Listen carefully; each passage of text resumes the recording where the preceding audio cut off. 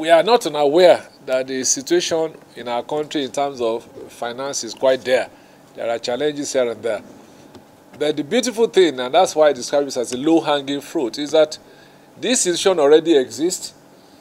There are some infrastructural buildings there. There is administrative staff. Facilities are there being underutilized. And now that we have an international airport, everybody felt that, because apart from the aviation school in Zaria, there is no other one in Nigeria. And everybody felt that this is a good one that can happen very, very quickly. So this is where we are. But let me also say that, as you are probably aware, in the last few years, the number of airports that are springing up in our country have been quite many. I think at the last count, probably nearly 20 new airports are coming on board. We need people who are well trained in the various areas of aviation. Part of the thing that's going for this institution is that hitherto, the focus of our education has always been in terms of upgrading to universities, awarding degrees, and it's clear that we have continued to have challenges about employment.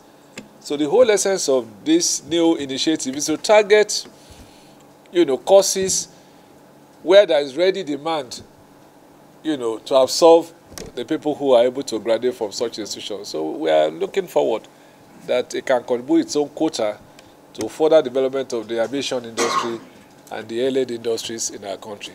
The institution that is there has very little demand.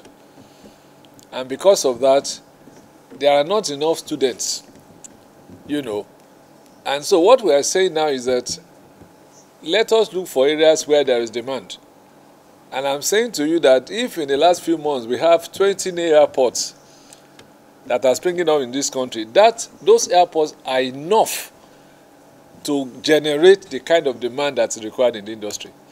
And hitherto, a number of people who get involved in the business of airport and airline management are not specialized.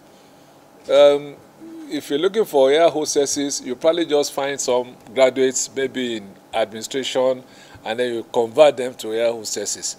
But when you have an institution that can actually train them properly, then you begin to generate the kind of demand that you expect in that area. That's not all. The same thing for pilots, for other auxiliary staff. The airline business is a major industry on its own. It is the first port of call for visitors to any country. The kind of people that you interact with, the kind of culture you find, the kind of support makes a lot of difference in people going into such industries.